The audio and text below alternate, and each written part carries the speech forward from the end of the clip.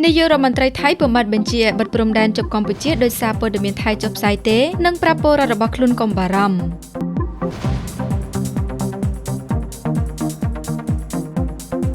ស្រាបៀគ្រុតរូបរាងថ្មីរឹតតែទាន់សម័យរឹតតែចង់គោះនៅតែលុយពិសាដោយការទទួលខុសត្រូវ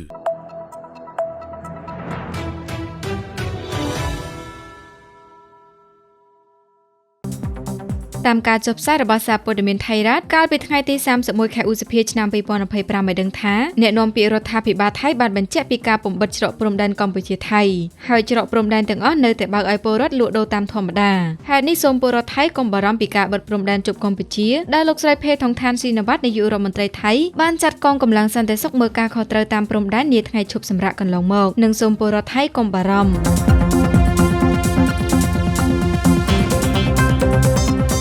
កាលពីវេលាម៉ោង3រសៀលថ្ងៃទី31ខែឧសភាកន្លងមកលោកជីរយុហុងសាប់អ្នកនាំពាក្យរដ្ឋាភិបាលថៃឲ្យដឹងថាលោកស្រីភេថងឋានស៊ីនវ៉ាត់នាយករដ្ឋមន្ត្រីថៃបានតាមដាននិងទទួលរបាយការណ៍ស្ថានភាពព្រំដែនកម្ពុជាថៃពីកងកម្លាំងសន្តិសុខនិងភ្នាក់ងារពាក់ព័ន្ធទាំងអស់ដែលលោកស្រីពុំបានបញ្ជាឲ្យបិទច្រកព្រំដែនកម្ពុជាថៃជាច្រើនច្រកតាមការចុះផ្សាយរបស់សារព័ត៌មានថៃទេស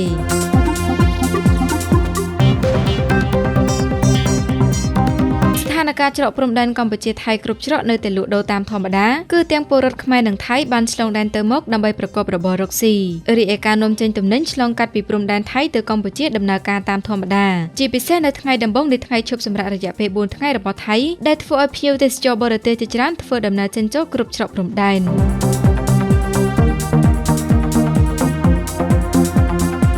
លោកជីរយុបន្តថាមានមនុស្សមួយក្រុមនៅថៃព្យាយាមញុះញង់ឲ្យមានចំនួនរវាងថៃនិងប្រទេសជិតខាងហើយវាគ្មានផលប្រយោជន៍ដល់ពលរដ្ឋថៃជាង70លាននាក់ច្រកព្រំដែនកម្ពុជាថៃគ្រប់ច្រកគ្មានអ្វីគួរឲ្យបារម្ភហើយការលក់ដូរតាមព្រំដែនមានសភាពអ៊ូអរធម្មតាសូមពលរដ្ឋថៃកុំបារម្ភនិងកុំជឿលើការផ្សព្វផ្សាយបន្តក្នុងបណ្ដាញសង្គម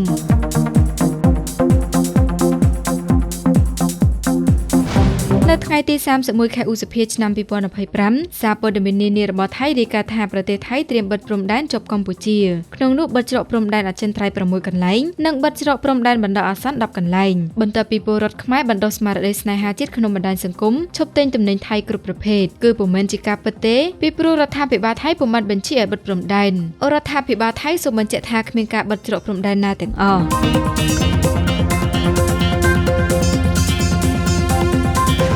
លោកភូមិថាមវិឆាយាឆៃឧបនាយករដ្ឋមន្ត្រីនិងរដ្ឋមន្ត្រីក្រសួងការពារជាតិថៃឲ្យដឹងថាប្រសិនបើថៃបិទព្រំដែនជប់កម្ពុជាគឺសេដ្ឋកិច្ចថៃនឹងមានបញ្ហាមិនខានលោកបានពិភាក្សាជាមួយកងទ័ពជាច្រើនលើកដែលឯកភាពប្រកាន់ខ្ជាប់នៅផលប្រយោជន៍របស់ពលរដ្ឋនិងអធិបតេយ្យភាពជាតិ